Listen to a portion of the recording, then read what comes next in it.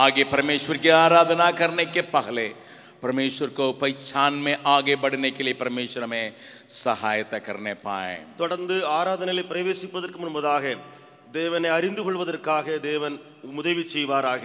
एक वचन को मेरे साथ खोलिएगा। என்னோடு கூட ஒரு வசனத்தை திறவுங்கள்। एफिसियों की पत्री उसका 3 अध्याय का 20वां पद को हम देखेंगे। எபேசியருக்கு எழுதின நிருபம் 3ஆம் அதிகாரத்தினுடைய 20வது வசனத்தை நாம் பார்க்கலாம்। एफिसियों की पत्री उसका 3 अध्याय का 20वां पद में हम परमेश्वर के बारे में ये देखते हैं। எபேசியருக்கு எழுதின நிருபம் 3வது அதிகாரம் 20வது வசனத்திலே தேவனை குறித்து இப்படியாக பார்க்கிறோம்। अब जो ऐसी सामर्थ्य है कि हमारी विनती और समझ से कहीं अधिक काम कर सकता है। நாம் வேண்டிக் கொள்கிறதற்கும் நினைக்கிறதற்கும் மிகவும் அதிகமாய் நமக்குள்ளே கிரியை செய்கிற வல்லையின்படியே நமக்கு செய்ய வல்லவராகிய அவருக்கு। एक और बार मैं उस बात पर जोर दे रहा हूं। இன்னொரு முறையாக அந்த வார்த்தைகளிலே கொஞ்சம் அழுத்தம் கொடுக்கிறேன்। अब जो ऐसा सामर्थ्य है कि हमारी विनती और समझ से कहीं अधिक काम कर सकता है। நாம் வேண்டிக் கொள்கிறதற்கும் நினைக்கிறதற்கும் மிகவும் அதிகமாய் நமக்குள்ளே கிரியை செய்கிற வல்லமையின்படியே நமக்கு செய்ய வல்லவராகி அவருக்கு। जब पौलुस इस बात को समझ लेता है, பவுல் இந்த காரியத்தை புரிந்து கொண்ட பின்பு तुरंत उसके लिखावट में ही वो आराधना की भावना में आके 21 पद को लिखता है। உடனே அவனுடைய உள் உணர்வுகளிலே ஆராதனையாக வந்து 21வது வசனத்தை எழுதுகிறான்। जब परमेश्वर को उस ढंग से वो देखता है, தேவனை இப்படிப்பட்ட கண்ணோட்டத்திலே பார்க்கிறபோது वो सामर्थ्य की परमेश्वर को देखता है, அவர் வல்லமையுள்ள தேவனை காண்கிறான்। जो मेरे मांग से, मेरे सोच से, समझ से बाहर कार्य रखता है। நாம் நினைக்கிறதற்கும் வேண்டிக் கொள்கிறதற்கும் அதிகமாய் கிரியை செய்கிறவர்। तुरंत उसके अंदर में एक आराधना की भावना प्रकट होता है। உடனே அவனுக்குள்ளே இருந்து ஆராதனையின் உள் உணர்வு வருகிறது। इसलिए 21 पद में यूं लिखा है, ஆகையால 21வது வசனத்தில் எழுதுகிறான், उसकी महिमा पीढ़ी से पीढ़ी तक युगानिक होते रहे, आमीन करके चिल्लाता है। அவன் இப்படியாக கதறுகிறான், தலைமுறை தலைமுறைக்கும் சதா காலங்களிலும் உமக்கு மகிமை உண்டாவதாக,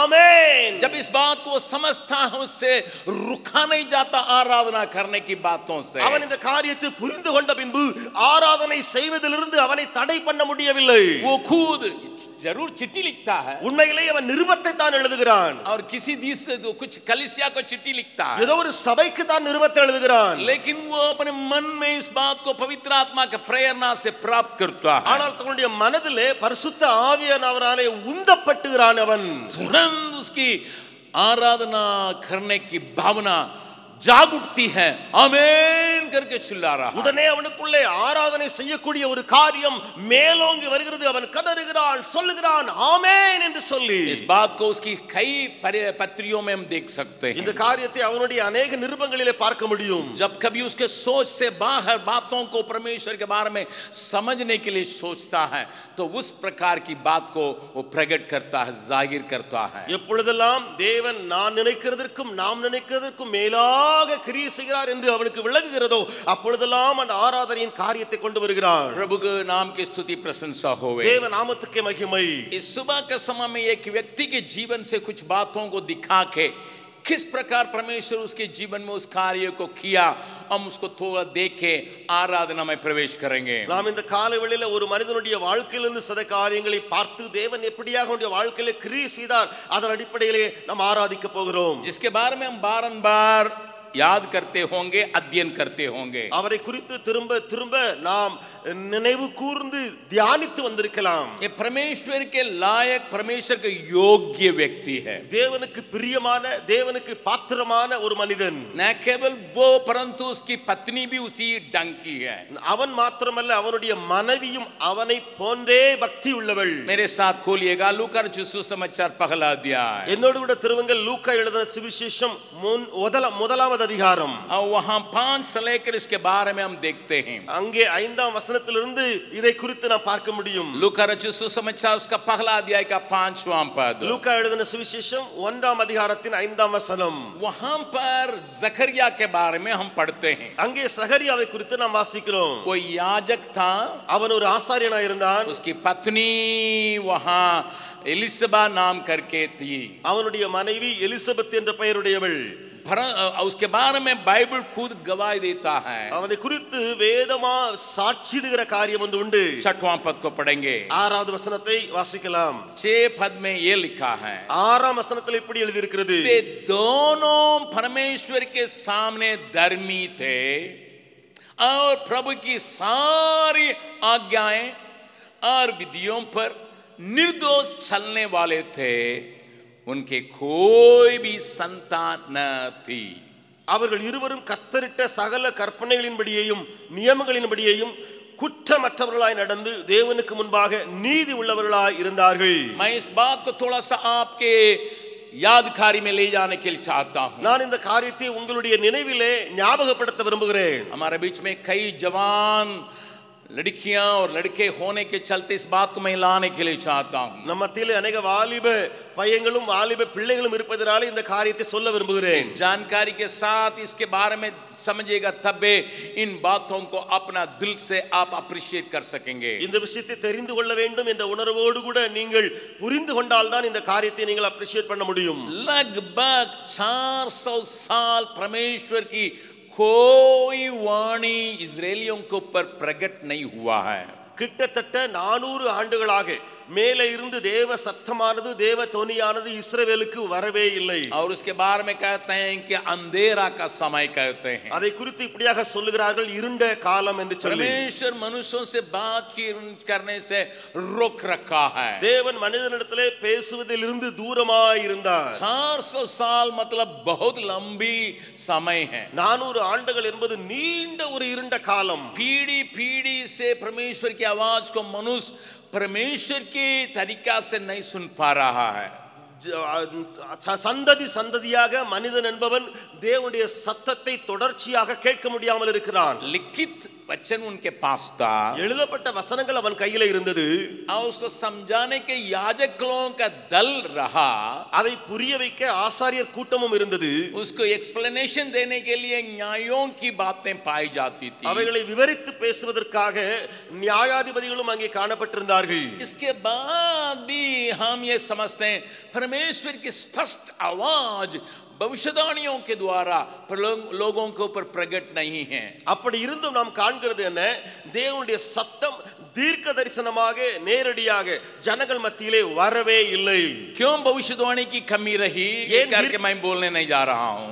ஏன் தீர்க்க தரிசனங்கள் உரைக்கப்படவில்லை, குறை இருந்தது என்று சொல்லி நான் சொல்ல வரவில்லை. भविष्यवक्ताओं का काम उनकी त्रुटियों को दिखाना या परमेश्वर की लाल मनसा को प्रकट करना, தேவனுடைய மனதினுடைய திட்டத்தை வெளிப்படுத்த வேண்டும் அல்லது அங்கே இருக்கிற ஜனங்களுடைய குறைகளை எல்லாம் வெளிப்படுத்த வேண்டும். इन बातों के लिए बिल्कुल कमी रहा। இந்த காரியங்கள் முழுவதுமே அந்த காலகட்டத்தில் காணப்படவில்லை. उनके बाद केवल वही व्यवस्था है जिसको मूसा ने लिखकर दिया था। அவர்களுக்கு முன்னே இருந்தது ஒரே ஒரு புத்தகம் தான், அந்த மோசேயால் எழுதி கொடுக்கப்பட்ட நியாய பிரமாண புத்தகமே. वो भी हर एक के पास नहीं रहता था। அதுவும் கூட எல்லாருடைய கையிலும் இல்லை. आज हमारे हाथ में बाइबल पाई जाती है, हर प्रकार की भाषा में, हर प्रकार के लोगों के पास में हम अपनी कापी को रखते हैं। இன்றைக்கு ஒவ்வொரு மொழி பேசுகிற ஜனங்கள், ஒவ்வொரு நாட்டினர் எல்லாருடைய கரங்களிலும் அவருடைய மொழி பேசுகிற அந்த இடத்திலேயே வேத புத்தகம் காணப்படுகிறது.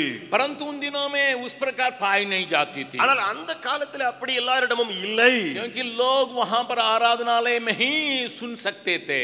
ஏனென்றால் ஜனங்கள் அங்கே ஆராதனைக்கு போய் அந்த சபையிலே தான் காரியங்களை கேட்டு வந்தார்கள். मुंह से ही लोगों के तरफ से सुनाई पड़ता था, पूर्व लोगों के द्वारा ये आवाज सुनते थे।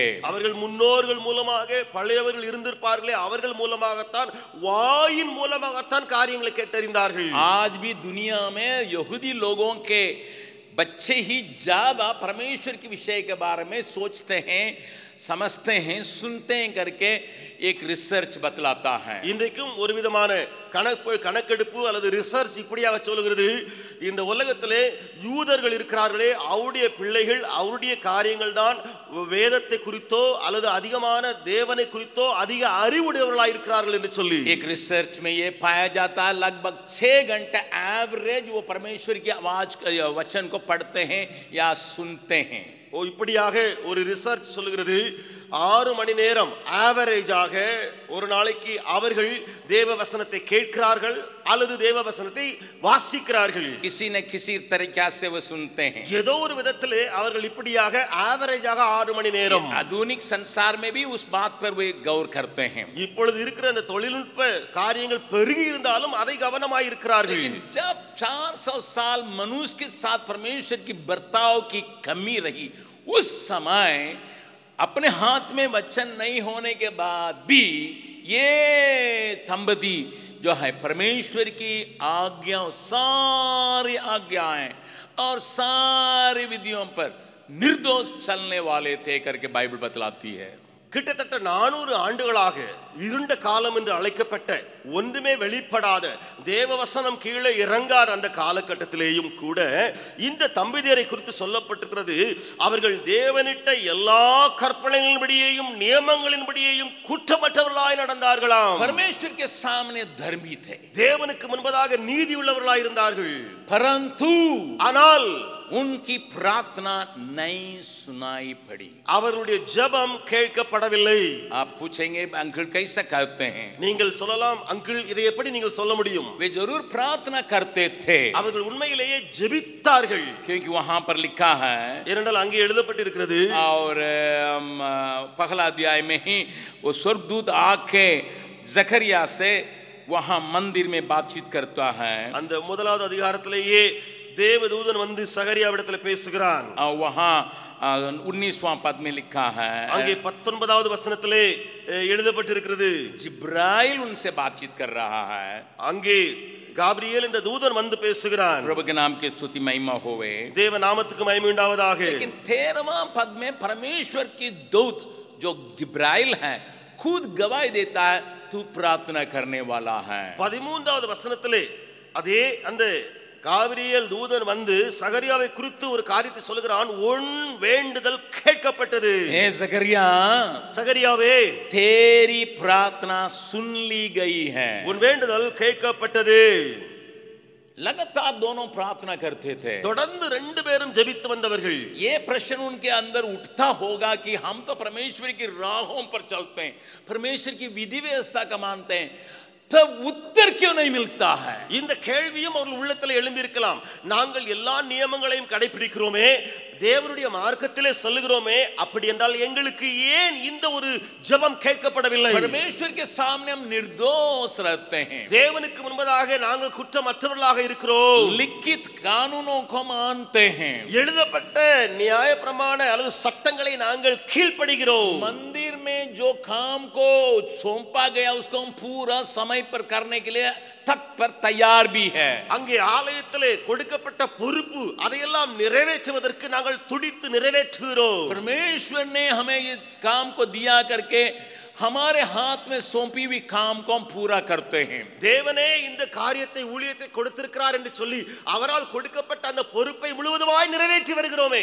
धार्मिक जीवन बिता रहे हैं, நீதியுள்ள வாழ்க்கை வாழ்கிறோம், परमेश्वर के सामने पुकारते हैं, தேவனுக்கு முன்பதாக நாங்கள் வேண்டுதல் செய்கிறோம், परमेश्वर के काम में लवलीन होके शामिल होते हैं, தேவனுடைய வேலைகளை விருப்பப்பட்டு ஆசைப்பட்டு நன்றாய் செய்கிறோம். लेकिन प्रार्थना का उत्तर नहीं मिल रहा. ஆனால் ஜெபமோ கேட்கப்படவில்லை அல்லது பதில் கொடுக்கப்படவில்லை. इस घटना को हम सब कोई लगभग जानते होंगे, இந்த சம்பவத்தை கிட்டத்தட்ட எல்லாருமே அறிந்து வைத்திருப்பீர்கள். लेकिन हमारे कलीसिया में लगभग 70% जवान होने के चलते इन सारी बातों को थोड़ा विवरण रूप में मुझे बतलाना पड़ता है. ஆனால் நம்முடைய சபையிலே 70% வாலிபர்கள் இருப்பதனால இந்த சம்பவத்தை கொஞ்சம் விவரித்து சொல்ல வேண்டியதாயிற்று. प्रभु के नाम की स्तुति प्रशंसा होवे. தேவ நாமத்துக்கு மகிமை. उनके मन में कई प्रश्न उठता होगा, அவர்களுடைய உள்ளத்திலிருந்து अनेक கேள்விகள் எழும்பி இருக்கலாம். अभी समय पार होते जा रहा है, இப்பொழுது காலம் கடந்து கொண்டே போகிறது, शरीर का ताकत घटते जा रहा है, சரீர பலன் குன்றிக் கொண்டே போகிறது. एक बेटा के लिए, एक अपने काम को आगे बढ़ाने के एक बेटा के लिए इंतजार कर रहा जकरिया. இந்த சகரியா தன்னுடைய வேலை அல்லது ஊழியத்தை தொடர்ந்து செய்வதற்காக ஒரு குமாரனுக்காக காத்துக் கொண்டிருக்கிறான். मैं एक बात को याद दिलाने के लिए चाहता हूं, ஒரு காரியத்தை ஞாபகமூட்ட விரும்புகிறேன். जकरिया जकरिया वो याजक होने के चलते சகரியா ஆசாரியனாக இருந்ததினாலே उन दिनों के नियम के अनुसार उसका बेटा भी याजक के रहेगा. அந்த நாட்களினுடைய வழங்கி வருகிற காரியத்து நிமித்தம் அவனுடைய மகனும் ஆசாரியனாகவே இருப்பான். परमेश्वर के ठहराए हुए नियम के अनुसार लेवी गोत्र के लोग याजक का पदवी को अपनाते हैं. தேவனால் நியமிக்கப்பட்ட சட்டத்தின்படி லேவி கோத்திரத்தாரே அந்த ஆசாரிய பதவியிலே வந்து இருக்கிறார்கள். इसलिए यहाँ एक याजक आएगा. ஆகையினால் ஒரு ஆசாரியன் வருவான். वो इंतजार के साथ प्रार्थना करते होंगे. அவன் அல்லது அவர்கள் எதிர்பார்த்து ஜெபித்திருப்பார்கள். लेकिन परमेश्वर की मनसा, परमेश्वर की मांग क्या रहा उसको थोड़ा सा देखिएगा. ஆனால் தேவனுடைய திட்டமோ அல்லது தேவனுடைய தேவையோ விருப்பமோ என்னவா இருந்தது என்று கொஞ்சம் பார்க்கலாம். परमेश्वर की मांग क्या है? தேவன் அங்கே என்ன எதிர்பார்க்கிறார் என்று சொல்லி பார்க்கலாம். परमेश्वर को भी एक जन का आवश्यकता है. இப்பொழுது தேவனுக்கு ஒரு மனுஷன் தேவை. क्योंकि समय पहुंच गया है परमेश्वर दुनिया में संपूर्ण कार्य को पूरा करने के लिए. ஏனென்றால் இப்பொழுது காலம் வந்துவிட்டது தேவனுக்கு தன்னுடைய கிரியை முழுவதுமாய் நிறைவேற்றி முடிக்க अपने बेटे को कुर्बान होने के लिए भेजने का समय आ पहुंचा है. தன்னுடைய ஒரே குமாரனை பலியாக ஒப்பு கொடுக்கக்கூடிய காலம் வந்து விட்டது. सारे संसार को उद्धार करने के लिए अपने बेटे को ही देने का समय पहुंच रहा है. முழு உலகத்தையும் ரட்சிப்புக்குள் நடத்த தன்னுடைய சொந்த குமாரனை அனுப்பக்கூடிய ஒரு காலகட்டம். उसके पहले एक व्यक्ति की आवश्यकता जो रास्ता तैयार कर सके. அதற்கு முன்பு வழியை ஆயத்தப்படுத்தக்கூடிய ஒரு மனிதன் ஆண்டவருக்கு தேவை. परमेश्वर की मांग क्या है? एक भविष्यवक्ता. தேவனுடைய வேண்டுதல் அல்லது அவருடைய விருப்பம் என்ன? ஒரு தீர்க்கதரிசி. परमेश्वर के राहों पर चलने वाला जकरिया इलिसाबेत का मांग क्या है? एक बेटा या ये एक याजक. தேவனுடைய காரியங்களை நன்றாய் செய்து வருகிற சகரியா எலிசபெத்தினுடைய விருப்பம் அல்லது ஏக்கம் அல்லது ஜெபம் என்ன? ஒரு ஆசாரியன் இந்த ஊழியத்தை தொடர்ந்து நடத்துவதற்கு याजक आवश्यकता है. ஒரு ஆசாரியன் எங்களுக்கு வேண்டும். लेकिन परमेश्वर की मांग क्या है? एक भविष्यवक्ता जो देश को हिला सके. ஆனால் தேவனுக்கு தேவை என்ன? ஒரு தீர்க்கதரிசி தேசத்தை அவன் அசைக்கக்கூடியவனாய். पिताओं के हृदय को बच्चों के ओर या बच्चों के हृदय को पिताओं के ओर मोड़ने वाला एक भविष्यवक्ता, एक जबरदस्त भविष्यवक्ता का आवश्यकता है. தகப்பனுடைய இருதயத்தை பிள்ளைகளை நோக்கியும் அப்படியே பிள்ளைகளுடைய இருதயத்தை தகப்பனை நோக்கியும் திருப்பக்கூடிய ஒரு தீர்க்கதரிசி ஆண்டவருக்கு தேவை. आपको और हमको मालूम है. நீங்களும் நாங்களும் அறிந்திருக்கிறபடி उन दिनों में याजक जाके परमेश्वर के मंदिर में एक साल जो है प्रधान याजक तक पहुंच सकता है. அந்த காலகட்டத்திலே ஒரு ஆசாரியனாய் வருகிறவன் ஒரு வருடத்துக்குள்ளே அங்கே ஒரு பிரதான ஆசாரியனாய் போய் அமருவான். அவ்வளவுதான். एक साल, ஒரு வருடம். फिर उसको लौटाना है. திரும்ப ஒரு வருடத்துக்கு பின்பு திரும்பி வந்து விட வேண்டும். लेकिन परमेश्वर एक ऐसे जबरदस्त एक सेवक को खड़ा करने के लिए चाहता है. ஆனால் தேவனோ அப்படிப்பட்ட ஒரு வலுவான பெரிய ஊழியரை எழுப்ப விரும்பினார். जो देश को नीचे से लेकर ऊपर तक हिला सके.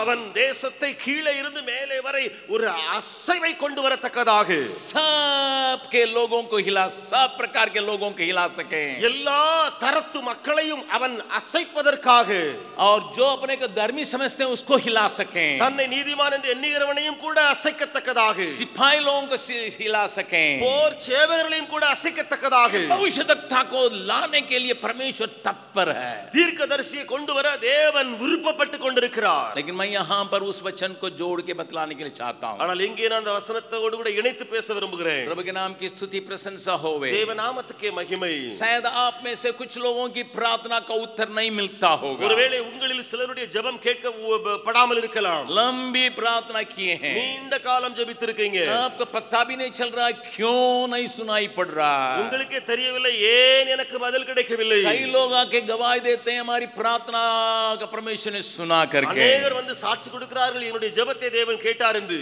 किसी कोई कहते हैं हम छोटी सी प्रार्थना किए परमेश्वर ने तुरंत उत्तर दिया करके कहते हैं. சிலர் சொல்லுவாங்க சாட்சியாக சின்ன ஜெபம் தான் நான் பண்ணி இருந்தேன் தேவன் உடனே பதில் கொடுத்தார். मैं इतनी लंबे प्रार्थना करता ஆனா हूँ, நானோ நீண்ட ஜெபம் பண்ணி வருகிறேனே, कई घंटा प्रार्थना किया हूँ, அநேக மணிக்கணக்காய் ஜெபிக்கிறேனே, अपने को जांच के प्रार्थना किया हूँ, தன்னையே பரிசோதித்து ஜெபிக்கிறேனே, लेकिन उत्तर नहीं आ रहा है। ஏன் பதில் இல்லை?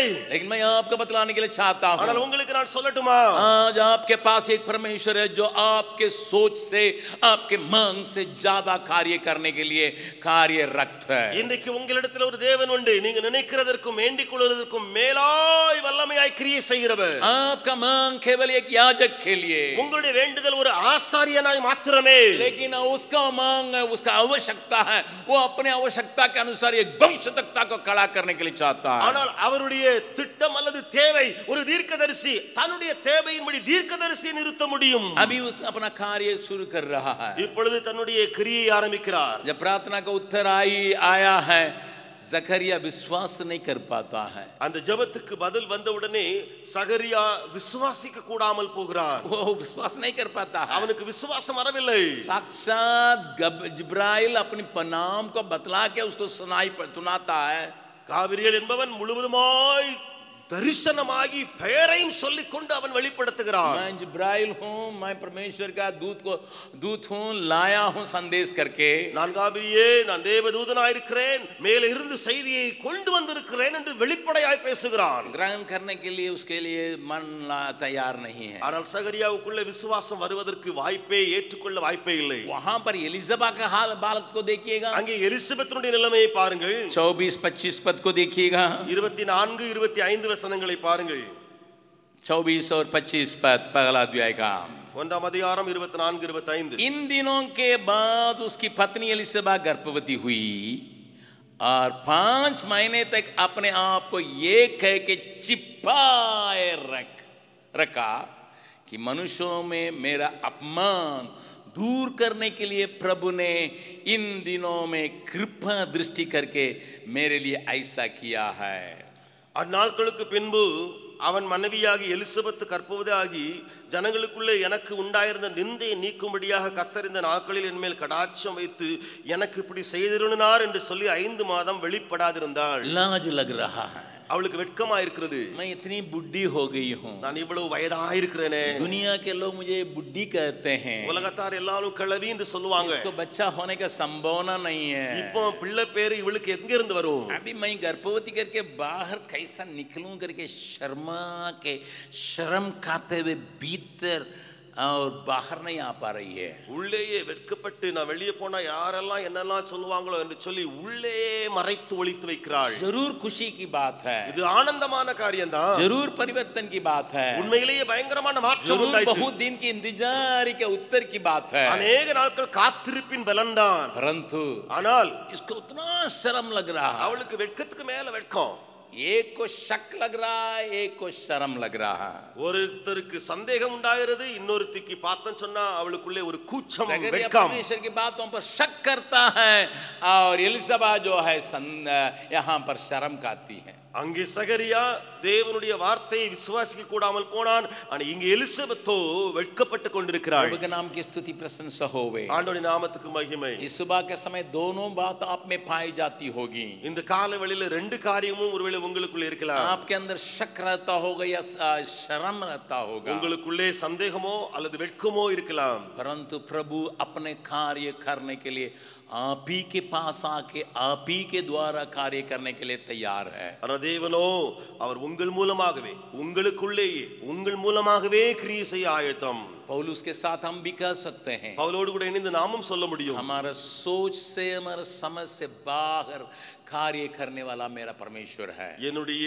வேண்டுதலுக்கும் என்னுடைய நினைவுக்கும் மேலாய் கிரியை செய்கிற என் ஆண்டவர் உண்டு। अपनी आंखों को थोड़ा उठा के देखने के लिए परमेश्वर हमें सहायता करने पाए। நம்முடைய கண்களை ஏறிட்டு பார்ப்பதற்கு கர்த்தர் நமக்கு உதவி செய்வாராக। परमेश्वर हमें ऐसा विश्वास की आंखों को देने पाए। தேவன் நமக்கு விசுவாச கண்களை கொடுப்பாராக। हमारा मांग शायद परमेश्वर की मांग के साथ मिलता नहीं होगा, ஒருவேளை நம்முடைய தேவை தேவனுடைய தேவைக்கு ஒத்து போகாமல் இருக்கலாம், परंतु उसमें फिर धीरे धीरे आके वो चिल्ला के जकरिया गीत गाता है। ஆனால் அவன் மெதுமெதுவாய் அவன் சகரியா ஒப்பு கொடுத்து அவனாய் ஒரு துதியின் பாடலை பாடுகிறான். पहला अध्याय का 76 पद को देखिएगा. ஒன்றாவது அதிகாரத்தினுடைய 76வது வசனத்தை பாருங்கள். पहला अध्याय का 76 पद में ஒன்றாம் அதிகாரம் 76. ओ कहता तू महे बालक परम प्रधान का भविष्यद्वक्ता कहलाएगा. நீயோ பாலகனே உன்னதமானுடைய தீர்க்கதரிசி எனப்படுவாய். प्रभु के मार्ग तैयार करने के लिए उसके आगे आगे चलेगा. நீ கர்த்தருக்கு வழிகளை ஆயத்தம் பண்ணவும் அவருக்கு முன்னே செல்லுவாய். अभी वो चिल्ला के स्तुति करता है. இப்பொழுது அவனோ சத்தமிட்டு துதிக்கிறான். क्योंकि अभी उसकी नजर में उसके दृष्टिकोण में एक याजक के इंतजारी था, लेकिन परमेश्वर ने उसे मांग से अधिक, समझ से अधिक एक देश को हिलाने वाला एक भविष्यद्वक्ता को दिया है. ஏனென்றால் சகரியாவுடைய மனதிலே ஒரு ஆசாரியனுடைய விருப்பம் இருந்தது. ஆசாரியனை குறித்து எண்ணியிருந்தான். தேவனோ பெரிய திட்டம் வைத்து இந்த உலகத்தினுடைய காரியங்களை அசைக்கும்படியாக தீர்க்கதரிசி உண்டாக்கினார். प्रभु के लिए मार्ग तैयार करने वाला उसके गोद में से निकल रहा. ஆண்டவருக்காக வழியை ஆயத்தம் பண்ணக்கூடிய ஒரு மகன் அவளுடைய வயிற்றிலிருந்து வெளிவருகிறான். चिल्ला के आराधना कर रहा है. அவன் கதறி சத்தமிட்டு ஆராதிக்கிறார். इस सवेरे के समय आप भी अगर उस प्रकार के दृष्टिकोण से परमेश्वर को देखेंगे, ஒருவேளை நீங்களும் கூட இப்படிப்பட்ட கண்ணோட்டத்தில் தேவனை பார்த்தால் आपका आत्मा में भी एक आराधना की भावना चले आ सकता है. உங்களுடைய ஆவிக்குள்ளேயும் ஆராதிக்கக்கூடிய ஒரு உணர்வு வெளியே வரும். आइए हम सब खड़े हो के